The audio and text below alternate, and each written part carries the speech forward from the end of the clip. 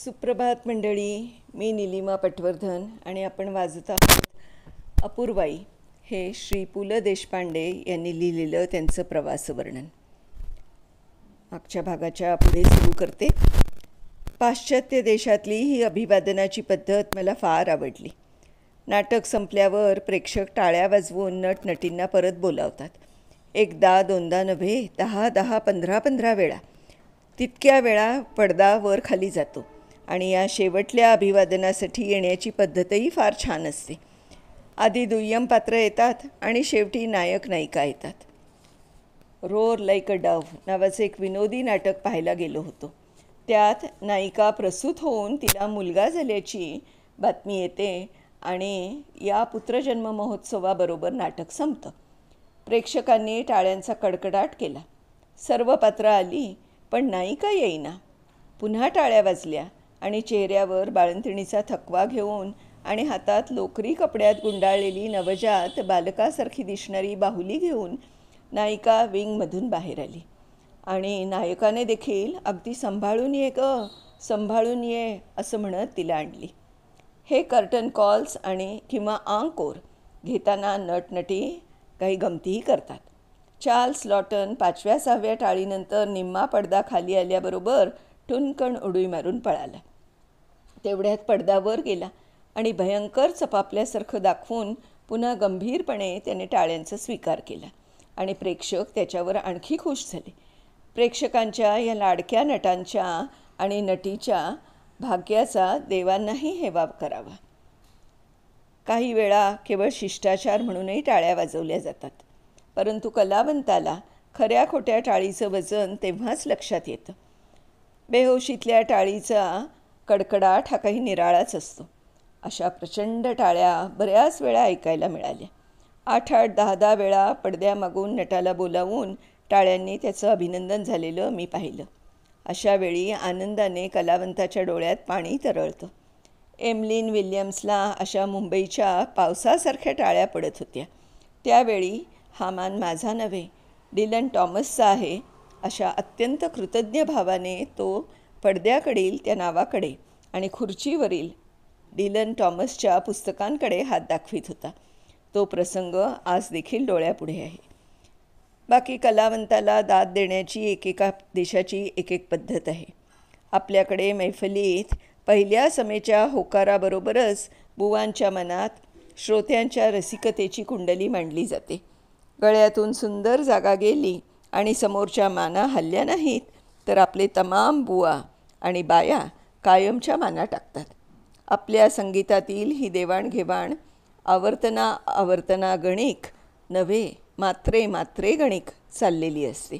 कारण आपण वाहवा देत नाही, आपली वाहवा जाते. गाण्यात माना कधी हलवायच्या असतात हो, असा एक केविलवाणा प्रश्न विचारला जातो.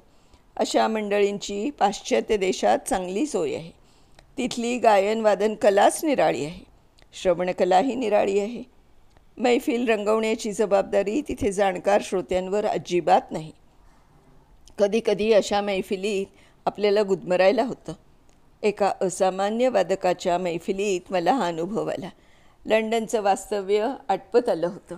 टेलिव्हिजनच्या शिक्षणक्रमही संपलेला होता आणि त्याच दिवशी पॅरिसमध्ये 2 महिने त्याच अभ्यासक्रमासाठी म्हणून युनेस्कोनं एक शिष्यवृत्ती दिल्याचं कळवलं होतं. रात्री यहुदी मेन्युहिनचं व्हायोलिन ऐकायला लंडनच्या फेस्टिवल हॉलमध्ये जायचं होतं. लंडनच्या मुक्कामात मी पाश्चात्य संगीताच्या फारशा मैफिली ऐकल्या नाहीत. एकतर पाश्चात्य संगीतात मला अजिबात गम्य नाही. ते संगीत ऐकताना लक्ष फक्त मेलडीच्या भागात गुंततं आणि मधूनच भारतीय संगीताशी सुंदर साम्य आढळलं तरच अंतःकरणात काही सुसंवादित्व निर्माण होतं. संध्याकाळची दिवेलागणी झाली होती.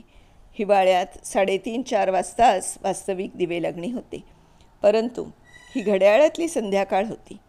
टेम्स नदीच्या काठी असलेल्या या प्रचंड रॉयल फेस्टिवल हॉलमध्ये आम्ही तासभर आधीच पोचलो. टेम्स नदी रात्री इतकी सुंदर दिसते याची कल्पनाही नव्हती. बाकी मोठ्या शहरातून वाहणाऱ्या नद्या रात्रीच पाहाव्यात. बकालपणा लपवायला काळोखाची बरीच मदत होते आणि उरते केवळ नदीत उमटलेलं दिव्यांचं प्रतिबिंब. दिव्यांनी पंक्चरलेली रात्र अशा वेळी आकाशातल्या चांदण्यांची स्पर्धा करते. फेस्टिवलच्या त्याच्या हॉलच्या आसपास सुंदर हिरवळी आहेत आणि त्या अगदी नदीच्या काठापर्यंत जातात. बोटीच्या डेकवर बसल्यासारखं वाटतं. काठावर बाकं ठेवली आहेत. 5-6 फूट उंचीवर ही बाकं ठेवली आहेत. वर जायला वळणदार पायऱ्या आहेत. आम्ही रिकामे बाक शोधायला लागलो. जवळजवळ सगळी बाकं प्रणयी युग्मांनी शृंगारलेली होती.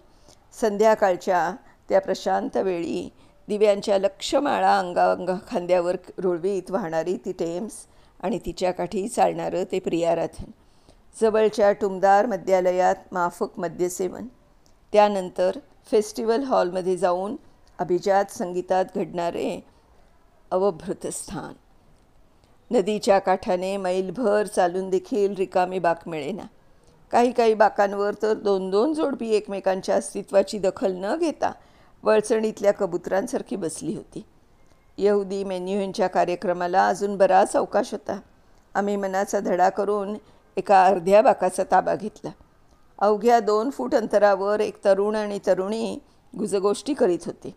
त्या दिशेची दखल न घेण्याचा मी कसून प्रयत्न करीत होतो.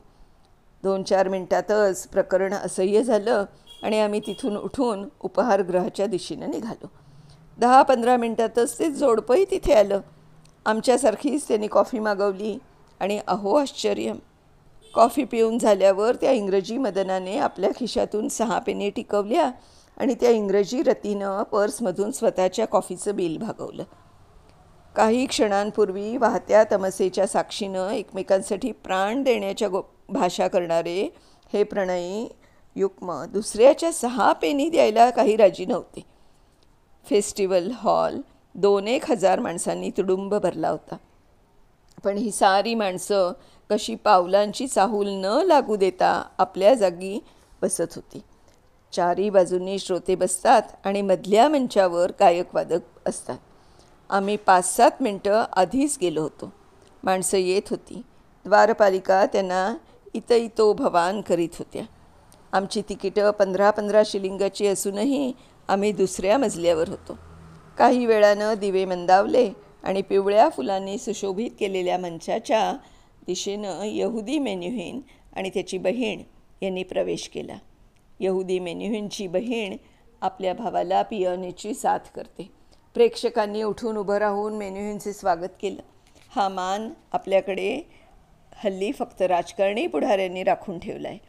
त्यानंतरच्या 2 तासात मेन्युहिननं सारा फेस्टिवल हॉल तमसेच्या तीरावरून उचलून आकाशगंगेच्या काठी नेला. इंग्रजी संगीतातलं मला काहीही कळत नसूनही त्या साऱ्या श्रोत्यांप्रमाणे मीही भारावून गेलो. अधूनमधून एखादी सुंदर स्वरमाला परिचयाची वाटून तोंडून 1-2दा आहा असे उद्गार आले. शेजारच्या साहेबानं मान वळून पाहिलं आणि मी उगीच ओशाळलो.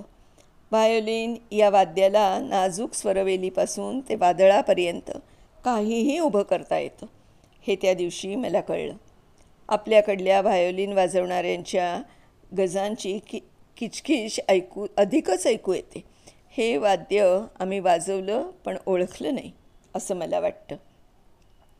एवढ्या विशाल स्वरमंदिरात मायक्रोफोनच्या मदतीशिवाय यहुदी मेन्युहिन व्हायोलिन वाजवीत होता.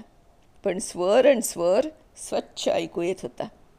हा फेस्टिवल हॉल म्हणजे वास्तुशिल्पाने संगीतकलेला दिलेला मोलाचा नजराणा आहे.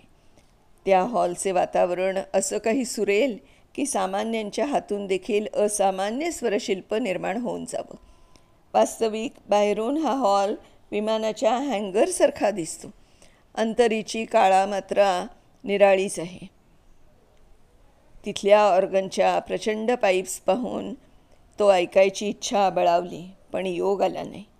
यहुदी मेन्युहिनचे व्हायोलिन ऐकताना स्वरात नाहून निघाल्यासारखं वाटलं. मात्र अजाणत्या मनाला ते कळेना की त्यात मेन्युहिनच्या स्वरांचा परिणाम किती आणि फेस्टिवल हॉलच्या वातावरणाचा किती.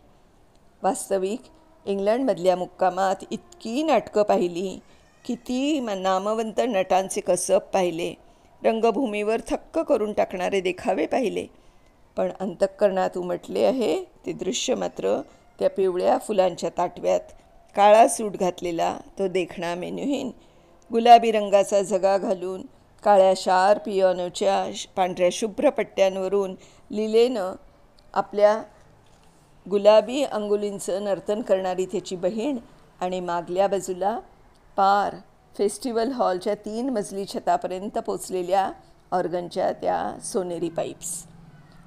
त्या भव्य वास्तूतल्या गर्भागाराची ती किमया अद्भुत आहे.